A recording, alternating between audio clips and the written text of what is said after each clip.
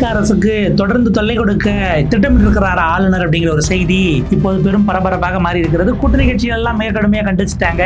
CBI இதெல்லாம் ஆளுநர் பேசக்கூடாது, அவர் என்ன போட்டி அரசாங்கம் நடத்தணுமா அப்படின்னு திரு மு வீரபாண்டியன் உள்ளிட்டவர்கள் கேட்டிருக்கிறாங்க. ஆனால் முதலமைச்சர் இப்போ வரைக்கும் இது தொடர்பாக எந்த கருத்தும் தெரிவிக்கலைங்கிறதையும் நம்ம கவனிக்க வேண்டியிருக்கிறது.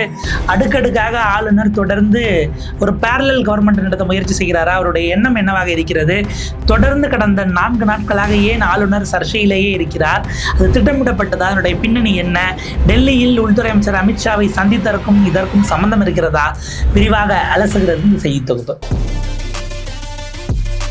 தமிழ்நாட்டினுடைய ஆளுநர் ராஜேந்திர விஸ்வநாத் அர்லேக்கர் அவர்கள், ஆர்வி அர்லேக்கர் அவர்கள், அவருடைய பெயர் தான் இப்போ கடந்த 4 நாட்களாக மாறி மாறி அடிபடுது. இப்போ என்ன பண்ணிட்டாரு, ஏதாவது உங்களுக்கு செய்யணும்னா, நீங்கள் போராடுறீங்க, உங்களுக்கு அரசில் வேலை நடக்கணும்னா என்கிட்ட வாங்க, ஆளுநர் மாளிகைக்கு வாங்க, ஆளுநர் மாளிகை எப்போதும் திறந்திருக்கும், அப்படி வந்தீங்கன்னா உங்களுக்கு என்ன செய்யணுமோ அதை இந்த புதிய அரசுகிட்ட சொல்லி நான் உங்களுக்கு செஞ்சு தரேன் அப்படின்னு கவர்னர் ஒரு பேச்சை பேசிவிட்டார். அதை செய்யறதுக்கு தான் அரசாங்கமே இருக்கே, ஒவ்வொரு துறை இருக்கு, செக்ரட்டரியேட் இருக்காங்க, நீங்கள் தனித்தனியாக உங்களுடைய கோரிக்கைகளை அங்கே கொண்டு போகலாம், முதலமைச்சருடைய துறை, இப்படி பல விஷயங்கள் இருக்கு. அதெல்லாம் ஏற்கனவே இருந்துட்டு இருக்க விஷயமாச்சு. கவர்னர் கிட்ட ஏன் போகணும், நீங்க என்ன அங்க சொல்றது அப்படின்னு ஒரு விஷயம் விவாதமாக மாறியது நம்ம பார்க்குறோம். அவர் என்ன சொல்றாரு, ஆளுநர் மாளிகையில் ஒரு புத்தக வெளியீட்டு விழா, அது வழக்கமா ஆளுநர்கள் செய்யறது தான். இதுக்கு முன்பாக ஆர் என் ரவி அவர்கள் இருக்கும்போது பண்ணாங்க. அவர் சொல்றாரு, மக்கள் பிரச்சனைக்காக போராடுபவர்கள் ஆளுநர் மாளிகையை அணுகலாம். ஏன்னா இப்ப ஆளுநர் மாளிகை தான் லோக் பவன் அவங்க மாத்திட்டாங்க இல்லையா, லோக்னாலே மக்கள், மக்கள் மாளிகை தான் இப்ப. அதனால மக்களுக்காக, மக்கள் வரணுதில்லை, மக்களுக்காக போராடுகிறவர்கள் வரலாம். என்னிடம் அளிக்கும் கோரிக்கைகளை தமிழக அரசிடம் கொண்டு சென்று தீர்வு காண அறிவுறுத்துவேன். நான் உங்களுக்கு கொண்டு போய் இதுல என்னன்னு பார்த்து செய்யுங்க அப்படின்னு அவங்களுக்கு நான் சொல்லுவேன். அறிவுறுத்துவேங்கிறது ஏறத்தாழ இன்ஸ்ட்ரக்ஷன் நம்ம எடுக்க வேண்டியிருக்கு. மோரார்லெஸ் அப்படிதான்.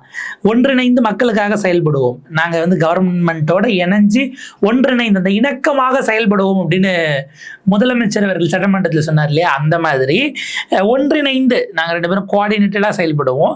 வாக்களித்த மக்களால் பிரச்சனைகளை உணர முடியும், தீர்வு சொல்லவும் முடியும். என்னிடம் தீர்வுகள் சொன்னால் நான் புதிதாக தேர்வு செய்யப்பட்ட முதல்வரிடம் சொல்வேன். அதை விட அபாயகரமானது இந்த பார்ட்டு தான். மக்கள் தீர்வை முதலமைச்சர் சொல்லிட்டு போவாங்களே, முதலமைச்சரோ இல்லை அரசாங்கத்தின் சார்பிலோ இல்லை பியூரோக்ரஸிலையோ அதை ரிசீவ் பண்றதுக்கு வழி இல்லையா, அதுன்னு அந்த ஐடியா உங்ககிட்ட சொல்லி நீங்க அவர்கிட்ட சொல்றது அப்படின்னு ஒரு கேள்வி எழுது. இதைத்தான் ஆளுநர் அந்த புத்தக வெளியீட்டு விழா புகைப்படத்தையும் பார்க்கலாம். பில்கிரிம் ஆஃப், அந்த புத்தகத்தினுடைய பெயர் பில்கிரிம் ஆஃப் சமரசதா அப்படிங்கிற பேர்ல பாரதியார் மண்டபம் அது முன்னாடியே வச்சிருந்தது அங்கே உள்ள, அது அவர் வெளியிட்டது, அதை அவர் ட்வீட்டாகவும் போட்டிருக்காரு, அந்த ஃபோட்டோவையும் பார்க்குறோம். இந்த நூல் வெளியீடு அப்படிங்கிறது, இந்த நூல் வெளியீட்டு விழாவில் பேசும்போது தான் அவர் அதை பேசுகிறாரு. இது ஒரு சிக்கலாக மாறி தான் இப்போ வெடித்து கிளம்பி இருக்கிறது. பலரும் பார்த்தீங்கன்னா இதை எடுத்து அடுக்கடுக்கான கேள்விகளை எழுப்புகிறார்கள். குறிப்பாக தாவேக அரசாங்கத்தை வெளியிலிருந்து ஆதரிக்கக்கூடிய இந்திய கம்யூனிஸ்ட் கட்சியினுடைய மாநில செயலாளர் திரு வீரபாண்டியன் அவர்கள் ஆளுநர் போட்டி அரசாங்கம் நடத்த பார்க்கிறாரா அப்படின்னு இதை கடுமையா கண்டிச்சிருக்காப்புல. அதே போல சு வெங்கடேசன் அவர்கள் சிபிஎம்னுடைய மதுரை எம்பி, அவரும் கூட அதை கடுமையான விமர்சனங்களை முன்வைத்திருக்கிறார். ஆளுநர் மாளிகைக்கு பொதுமக்களை அழைத்து போட்டி அரசாங்கம் நடத்தும் முயற்சி இது.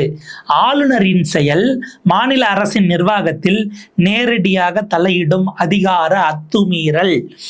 ஆளுநர் நடவடிக்கையை அரசும் முதல்வரும் தடுத்து நிறுத்த சட்ட நடவடிக்கை எடுக்க வேண்டும். இந்த விவகாரத்தில் குடியரசுத் தலைவர் தலையிட்டு நடவடிக்கை எடுக்க வேண்டும். இந்திய கம்யூனிஸ்ட் கட்சியினுடைய செயலாளர் திரு மு வீரபாண்டியன் அவர்கள் இதை பதிவு பண்றாரு. நீங்கள் உடனடியாக நீதிமன்றத்தை நாட வேண்டும் இந்த ஆளுநருடைய அதிகார அத்துமீறலுக்கு எதிராகன்னு சொல்லுகிறவர் ஐயா திரு மு வீரபாண்டியன் அவர்கள். அதே போல குடியரசுத் தலைவர் தலையிட்டு இப்படியான விஷயங்கள்லாம் பேசக்கூடாதுன்னா சரி, ரைட், அது அவருடைய ஒரு பிரேயர் டு தி பிரசிடென்ட்டாக இருக்கிறது. குடியரசுத் தலைவர் அதை கேட்கிறார்களா, பின்னாடி சொல்றாங்கல்ல, இல்லை குடியரசுத் தலைவருக்கு எதுவும் ரெப்ரசன்டேஷனை இவங்க சார்பில் எதுவும் த்ரூ இமெயில் மூலமாக கூட பண்ணலாம், அப்படி எதுவும் பண்றாங்களா என்கிற கேள்வி இருக்கு. இதுல முதல் அக்கறை எங்க ஆரம்பிக்குதுன்னா, நம்ம கொஞ்சம் ரிவர்ஸ்ல போனோம்னா டெல்லிக்கு போய் உள்துறை அமைச்சர் அமித்ஷாவை சந்திக்கிறார். முன்னாள் தமிழ்நாடு ஆளுநர், தற்போதைய மேற்கு வங்க ஆளுநர் ஆர் என் ரவி அவர்களும் கூட அங்க இருக்காருங்கிறாங்க. இதுக்கு நடுவில் தபன்குமார் தேக்கா அப்படின்ட்டு சமீபத்தில் ஓய்வு பெற்ற ஐபி நம்மளுடைய இந்தியாவினுடைய உளவுத்துறை தலைவராக இருந்த தபன்குமார் தேக்கா அவருக்கு 2 முறை எக்ஸ்டென்ஷனும் கொடுக்கப்பட்டது. என்னுடைய நினைவில் சரியாக 2024 அவருடைய பதவி காலம் முடிந்தது. முதல்ல 1 ஆண்டு எக்ஸ்டென்ஷன் கொடுக்குறாங்க. அடுத்து 2025 எக்ஸ்டென்ஷன் கொடுத்து 26 வரைக்கும் அவருக்கான பதவி காலம் இருந்தது. அது அவர் நிறைவு பெற்று ஓய்வு பெற்ற பிறகுதான் அவரை கவர்னர் ஆக்கலாமா அப்படின்னு பார்க்குறாங்க. நேரடியாக அவர் அமித்ஷா அவர்களுக்கு ரெஸ்பாண்ட் பண்ணக்கூடிய இடத்துல, அவருக்கு ரிப்போர்ட் பண்ணக்கூடிய இடத்துல இருந்தவர் தபன்குமார் தேக்கா அவர்கள்.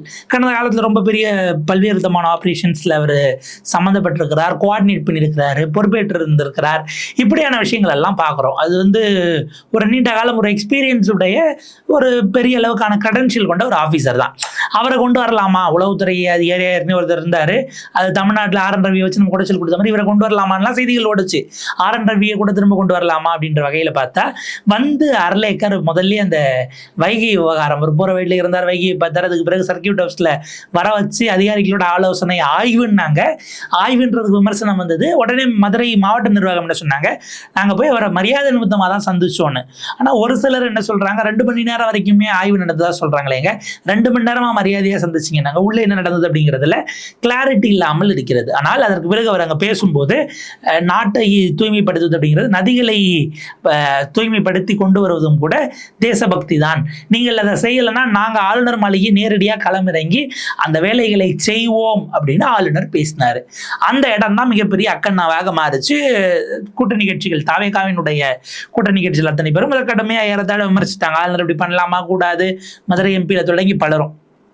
உடனே பாஜகவினர் என்ன பண்ணாங்க, ஆளுநருக்கு டிஃபென்ஸ்குள்ளே வந்தாங்க. நாராயணன் அவர்கள்லேருந்து, டாக்டர் தமிழிசையிலேருந்து, நாராயண திருப்பதி அவர்கள்லேருந்து பலரும் உள்ள வந்து அதை எப்படி நீங்கள் சொல்ல முடியும், என்ன நீங்கள் சொல்லணும், நீங்கள் கேள்வி கேட்குற இடத்துக்குலாம் இல்லை, வைகை எப்படி சுத்தப்படுத்துகிறோன்னு மட்டும் பாருங்கள் அப்படின்னு அந்த அரசு துரிதமாக வேலைகளை தொடங்குறதை விட்டுட்டு கவர்னரை நீங்கள் விமர்சிக்கலாமா, ஆளுநரை எச்சரிக்க வேண்டிய சூழல் வரும் என கண்டிக்கிறேன் என்கிற ரீதியில் ஆளுநரை கண்டிக்க வேண்டிய நிலை வரும் என்பதாக நான் சொல்றேன்லாம் அமைச்சர் நிர்மல்குமார் அவர்கள் பேசினாங்க. ஸோ அப்போ இப்படிலாம் அவர் செயல்படக்கூடாது, அப்படி அத்துமீறுவதற்கு அனுமதிக்க முடியாது என்பதாகலாம் அவர் பேசினார்.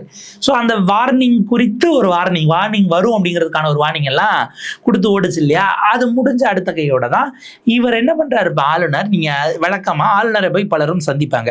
அப்படி சந்திக்கிறவங்கிட்ட ஒரு மனுவை வாங்கிட்டு வந்தவரை சந்தித்தார்கள், கோரிக்கைகள் அடங்கிய மனுவை கொடுத்தார்கள். இதுதான் கடந்த காலத்தில் மிக பெரும்பாலும் எதிர்கட்சியினர் சந்திக்கும் போது ஆளுநர்கள் பதிவிடுவாங்க. வந்து சந்திச்சது அந்த போட்டோ ரிலீஸ் பண்ணுவாங்க, கால் டப்பான் அப்படின்னு போட்டு இன்றைக்கு மதிப்புக்குரிய மாண்புமிகு ஆளுநரை சந்தித்தார்கள், மேதக ஆளுநரை சந்தித்து சில கோரிக்கை அடங்கிய மனுவை வழங்கினார்கள். இவ்வளவுதான் நிற்கும்.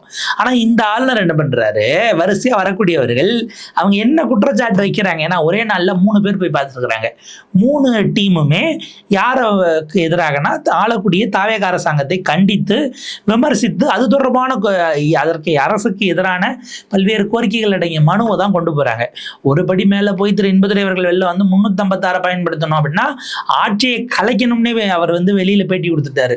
உள்ள அந்த மனு உள்ள அதுதான் இருக்காங்கிறத நம்ம கவனிக்கணும். அப்படியான விஷயங்கள் எல்லாம் ஓடிக்கிட்டு இருக்கு. இப்ப இவங்க சந்திச்சது குறித்து ஆளுநர் போட்ட பதிவை பார்ப்போமே. அதாவது மனுவில் என்ன இருக்குங்கிறத அவங்க தெரிவிக்கிறதுக்கு முன்னாடியே ஆளுநர் மாளிகை தரப்பு தெரிவிக்கக்கூடிய அளவுக்கு இருக்கிறது. நீங்க பாருங்க, லோக்பவனுடைய செய்தி, Thiru RS Bharathi, Thiru P Wilson, Thiru S Austin, Thiru I Paranthaman of DMK called on honourable governor of Tamil Nadu today 4/7/2026 சந்திச்சுட்டு சப்மிட்டட் மெமராண்டம். அவர்கள் ஒரு கோரிக்கை அடங்கிய ஒரு விஷயத்தை பதிவு கொடுக்குறாங்க. ரைசிங் சீரியஸ் கன்சர்ன், மிகப்பெரிய அளவுக்கு ரொம்ப வருத்தம் தரக்கூடிய டெவலப்மெண்ட்டாக இருக்குன்னு சொல்லி அல்லெஜ்டு இல்லீகல் அரெஸ்ட், தொடர் சட்டவிரோத கைதுகள் தொடர்பான அந்த கோரிக்கைகள், அது தொடர்பான குற்றச்சாட்டுகள் 1. 2வது கஸ்டோடியல் கொயர்ஷன், காவலில் அல்லது கஸ்டடியில் எடுத்து வைக்கிறீங்க அப்படின்னா அந்த காவலில் இருக்கும் பொழுது, நீதிமன்ற காவல் இல்லை, காவல்துறையினரை விசாரணையில் வச்சிருக்கும் பொழுது அந்த நேரத்தில் அவர்கள் அந்த இடத்துல எப்படியெல்லாம் நடந்து கொள்கிறார்கள், அது எது செய்யக்கூடாத விஷயங்களாக இருக்கிறது அப்படின்னு அந்த கஸ்டோடியல் கொயர்ஷன் தொடர்பாக.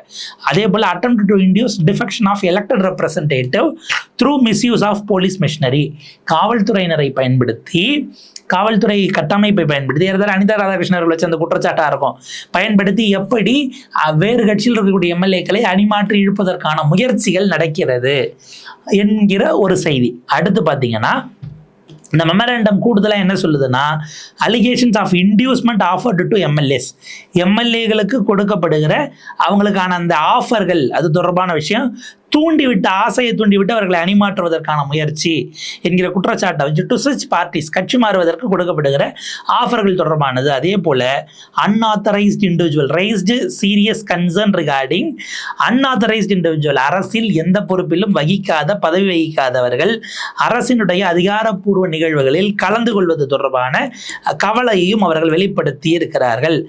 அதே அர்ஜுடு இமீடியட் கான்ஸ்டிடியூஷனல் இன்டர்வென்ஷன், உடனடியாக அவர்கள் ஆளுநர் அவர்களுக்கு நீங்கள் இமீடியட்டா ஒரு கான்ஸ்டிடியூஷனல் இன்டர்வென்ஷன், அரசமைப்பு பதவியில் இருக்கிற நீங்க உங்களால் இதில் தலையிட முடியும், தலையிட்டு அங்கே நீங்க கேள்வி எழுப்ப வேண்டும்.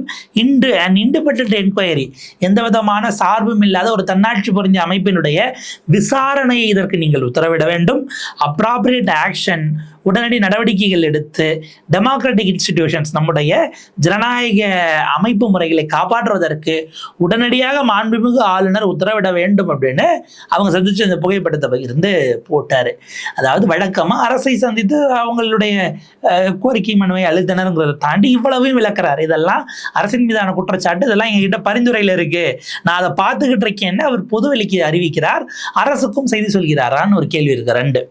இப்போ அப்படியே பார்த்தீங்கன்னா அதற்கு அடுத்த டீம் யார் போனாங்கன்னா அதிமுக தரப்புல.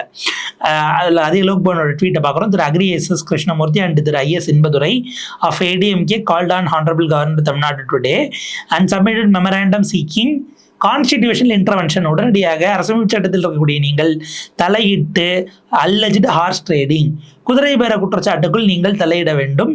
என்ஜினியர்டு ரெசிக்னேஷன் ஆஃப் எம்எல்ஏஸ், அதாவது இங்க ராஜினாமா என்பது அவர்களாக செய்யவில்லை, பின்னால் இருந்து அதை திட்டமிட்டு நேர்த்தியாக உருவாக்கி கொண்டு வருகிறார்கள், இதுக்குள்ள நீங்க உள்ள வரணும்.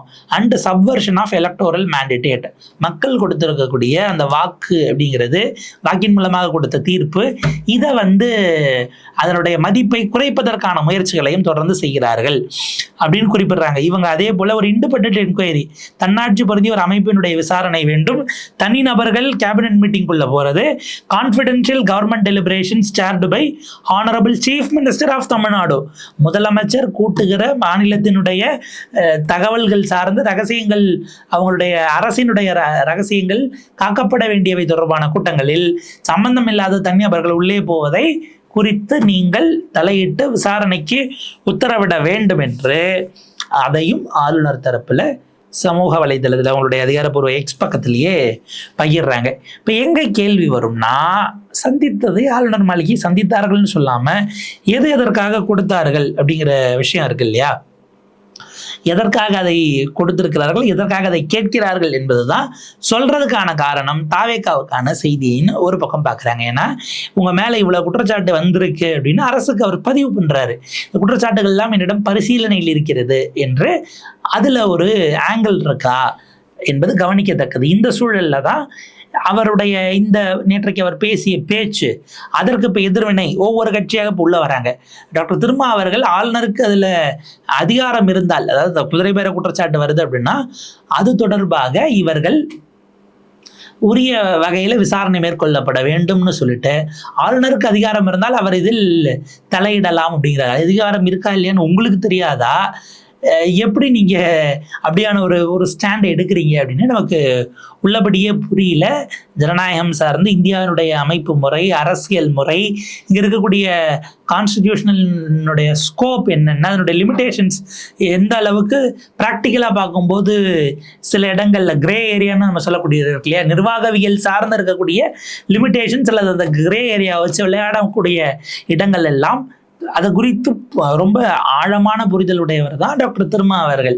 பட் அவரே இப்போ இப்படி ஒரு ஸ்டேட்மெண்ட் சொல்றாரு, அதை என்னவா புரிந்து கொள்ள வேண்டியிருக்கிறதுங்கிற விவாதம் ஒரு பக்கம் போயிட்டு இருக்கிறது. ஸோ இப்படியாகத்தான் இந்த விஷயங்கள் அதனுடைய நீட்சிங்கிறது நகருது. ஆளுநர் இப்படி தலையிடுவது என்பது எந்த அரசாக இருந்தாலும் ஒரு ஆளுநர் இப்படியாக ஒரு தனிப்பட்ட விஷயத்தை தனியான ஒரு பேரல் கவர்மெண்ட் நடத்துவது கண்டனத்துக்குரியது. There is an elected chief minister, அவர் எலெக்ட் ஆனது போஸ்ட்போல் செஞ்சாங்களா இல்லையா, இதெல்லாம் தனி விவாதம். ஆனால் கவனிக்க வேண்டியது, நாம் கவனித்து பார்க்க வேண்டியது, கவர்னர் இதை செய்யக்கூடாது. ஆனால் அவங்க என்ன கேட்பாங்க, தாவே கவர்னருடைய அந்த ஒரு பாணி இருக்கு இல்லையா, நீங்க ஏதாச்சும் கேட்டீங்கன்னா சம்பந்தப்பட்டவங்களே கேட்கலைங்க, நீங்க எங்க கேட்குறீங்க அப்படின்னு ஒரு விஷயம் சொல்லுவாங்க. இப்ப நம்மளும் அதை தான் சொல்ல வேண்டியிருக்கு. சம்பந்தப்பட்ட ஆட்சியினுடைய முதலமைச்சர் அவர்களே இது அதிகார துஷ்பிரயோகம், அதிகார அத்துமீறல்னு சொல்லலையே, நீங்க ஏன் சொல்றீங்க அப்படின்னு நம்ம கூட்டணி கட்சிகளை கேட்டால் அது என்னவாக இருக்கும் என்பதை நாம் அவரவருடைய பார்வைக்கே விட்டுவிடலாம். பார்ப்போம் இது மேற்கொண்டு எப்படி பயணிக்கிறது. பாஜக இதற்கு பின்னால் என்ன திட்டத்தை வைத்திருக்கிறது, இவர் RN ரவி போல இருந்தால் முதலமைச்சர் அவர்களுடைய பாணி செட் ஆகுமா என்கிற பல்வேறு விதமான கேள்விகள் இருக்கிறது. இது குறித்த மேலதிக விவரங்கள் வரும் பொழுது, டெவலப்மெண்ட்ஸ் வரும்போது விரிவான காணொலியில் சந்திக்கலாம்.